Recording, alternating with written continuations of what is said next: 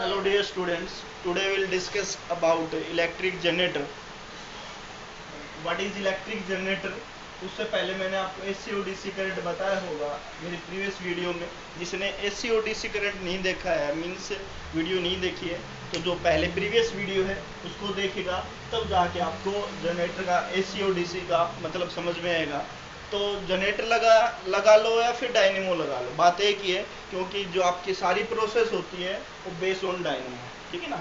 जो बिजली को कन्वर्ट करता है, जो बिजली पैदा करने का या जो एक माध्यम होता है बिजली पैदा करने के लिए, तो ठीक है। तो हम पढ़ेंगे जनरेटर। आप लोगों ने देखा होगा जनरेटर शादी वगैरह में जो आपको इलेक्ट्रिसिटी देता है, हम उसको क्या देते हैं, मैकेनिकल वर्क देते हैं। मीन्स वो मैकेनिकल एनर्जी को कन्वर्ट करते हैं इलेक्ट्रिक एनर्जी में, जिससे आपके शादी ब्याह में जो भी बिजली के उपकरण हैं वो सारे चलते हैं, ठीक है। तो आज हम डिस्कस करेंगे या डेफिनेशन क्या है जनरेटर की, device which convert mechanical energy into electrical energy is called generator, ठीक है। जिस एनर्जी को हम कन्वर्ट करें मैकेनिकल से इलेक्ट्रिकल में, उसको क्या कहेंगे आप, जनरेटर, इलेक्ट्रिक जनरेटर या जनरेटर। उसका प्रिंसिपल किसके ऊपर काम करता है, when ever in A coil magnetic field change, कि जो कॉइल है उनका जो मैग्नेटिक फील्ड है वो चेंज हो जाता है। मैंने प्रीवियस वीडियो में भी बताया था इलेक्ट्रोमैग्नेटिक इंडक्शन में कैसे क्या चेंज होता है, आपने पढ़ा होगा। When ever in A coil, एक कॉइल है, बहुत सारी कॉइल्स है, आपने देखी भी होंगी, मोटर में बहुत सारी कॉइल्स की फाउंडेशंस होती हैं जिनको हम भाषा में बाइंडिंग बोलते हैं। मैग्नेटिक फील्ड चेंज, ठीक है, उनके कारण मैग्नेटिक फील्ड चेंज होता है, the current get induce. Magnetic field change होता है तो करंट भी क्या होता है, इंड्यूस होता है, पैदा होता है। ये हम किससे मेजर करेंगे, Fleming right hand rule, left hand rule नहीं, राइट हैंड रूल, ठीक है ना। This way, this is motion या force, this is magnetic field and this is current, ठीक है। बोथ या three fingers, two fingers and thumb are mutually perpendicular to each and every one. या दूसरी definition ये भी देख सकते हो, जो जनरेटर होता है या जो एसी जनरेटिंग है किस पे बेस होता है, इलेक्ट्रोमैग्नेटिक इंडक्शन पे। ये भी लिख सकते हो आप प्रिंसिपल में कि it is based on the fact that on electromagnetic induction. Electromagnetic induction पे बेस रहता है ये। अब इसकी कंस्ट्रक्शन मीन्स इसकी बनावट में क्या क्या चीजें यूज हुई हैं, ठीक है। जैसे इलेक्ट्रिक मोटर में है मोस्टली वही चीजें सारी। Armature, rectangular coil made up of insulating copper wire wound on a soft iron core. क्या है कि जो रेक्टेंगुलर है, आपको डायग्राम में भी दिखाई दे रही है, मैंने एक ही शो कर रखी, लेकिन होती बहुत सारी है रेक्टेंगुलर सॉफ्ट आयरन कोर जो वाउंड होती हैं, ठीक है ना। इस प्रकार से शेप में वाउंड होती है, जिसको आप क्या बोलोगे, आर्मेचर, आर्मेचर। अब बात करेंगे परमानेंट मैग्नेट की। ये जो पोल है जो आप कनकेव शेप में दिखाई दे रहे होंगे आपको, ये जो N और S लिखा है, एक परमानेंट मैग्नेट। परमानेंट मैग्नेट मैंने आपको बताया है, परमानेंट मैग्नेट क्या होती है, मैंने आपको पढ़ाया भी है, बताया भी है, समझाया भी है।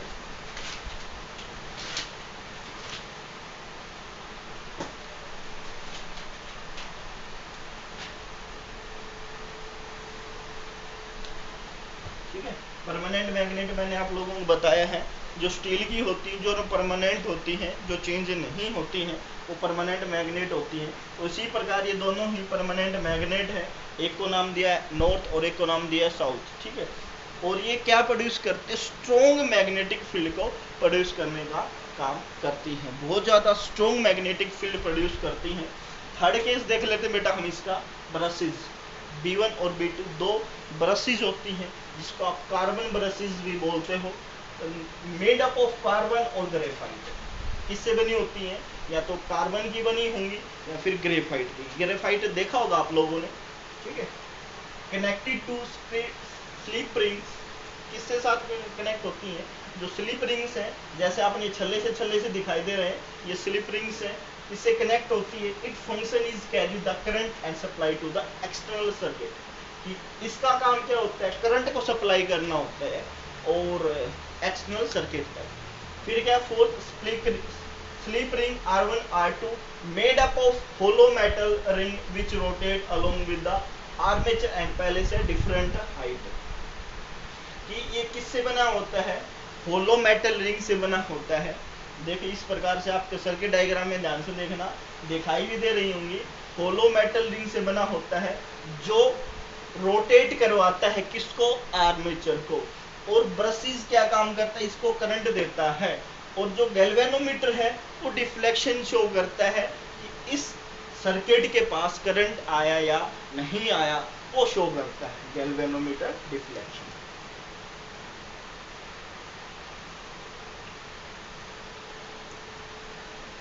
ठीक है। और अब हम इसकी क्या पढ़ेंगे, वर्किंग पढ़ेंगे। वर्किंग के लिए मैं थोड़ी सी प्रोसेस समझा देता हूँ। जो फ्लेमिंग का जो राइट हैंड रूल लगना है, ये राइट हैंड रूल है। तो देखो करंट की डायरेक्शन ये है, ये करंट हो गया, और मैग्नेटिक फील्ड आपका यहाँ से यहाँ जा रहा है। This shows current, this shows magnetic field, this shows force या मोशन। तो then what will be find out, then force outward, force का डायरेक्शन शो कर रहा है, जो फोर्स है वो कहाँ है, डाउनवर्ड या आउटवर्ड भी बोल सकते हो बेटा आप, डाउनवर्ड या आउटवर्ड। ठीक है, या अपवर्ड भी बोल सकते हो। अब सेकंड थिंग इज दैट कि हम आर्म, मैंने फोर्स का अप्लाई किया आर्म सीडी पर, सीडी के ऊपर आपके पास क्या मिला, आपको डाउनवर्ड। सीडी के पास आपको क्या मिला, डाउनवर्ड। या आप थोड़ा सा सिस्टम से नाम चेंज करो तो इस प्रकार से भी दे सकते हो, ए बी सी डी, ताकि जो थ्योरी लिखा हूं उसमें आपको आसानी हो। तो दिक्कत तो ये भी नहीं थी। ए बी पे क्या मिला आपको, डाउनवर्ड। ए बी के ऊपर क्या मिला, डाउनवर्ड। अब वही रूल अप्लाई करेंगे according to direction of current. तो आपको क्या मिलेगा, करंट नीचे है भाई, मैग्नेटिक फील्ड तो वही लग रहा है, यही लगेगा ना magnetic field, north to south, got it. तो आपका करंट डाउनवर्ड है, तो फोर्स का अंदर की तरफ means upward.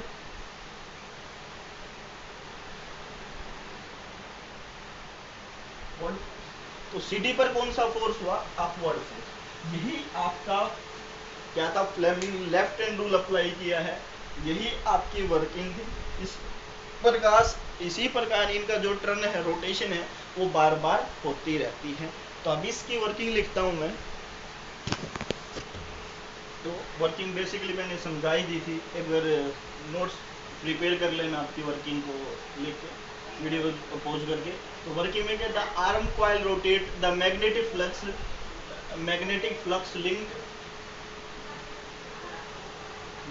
Flux lines passing through the coil change. कि जब आर्मेचर कॉइल रोटेट करेगी तो जो मैग्नेटिक फ्लक्स लाइन है, मैग्नेटिक फील्ड लाइंस हैं, वो पास करेंगी कॉइल से, तो वो चेंज हो जाएंगी। ठीक है ना। द एम ऑफ इंड्यूस, जैसे ही मैग्नेटिक फील्ड लाइन से पास करेंगी तो जो कॉइल चेंज होगी आपकी, तो उसमें करंट इंड्यूस होगा, करंट पैदा होगा। तो वो करंट जैसे ही वो कॉइल रोटेट करेगी तो करंट फ्लो होना स्टार्ट हो जाएगा। तो मैंने बताया था करंट कैसे फ्लो हो रहा है, सपोज कर लिया करंट जो आपका क्लॉकवाइज डायरेक्शन में फ्लो हो रहा है, हॉरिजॉन्टल डायरेक्शन में।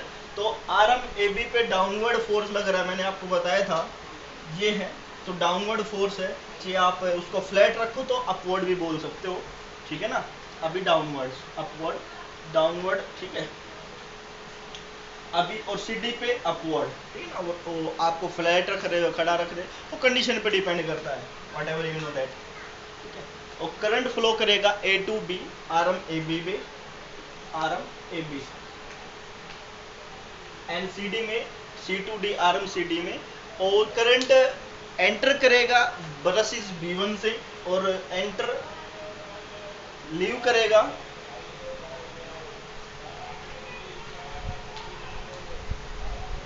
ठीक है ना, एंटर B1 से एंटर करेगा और B2 ब्रशेस से बाहर निकलेगा।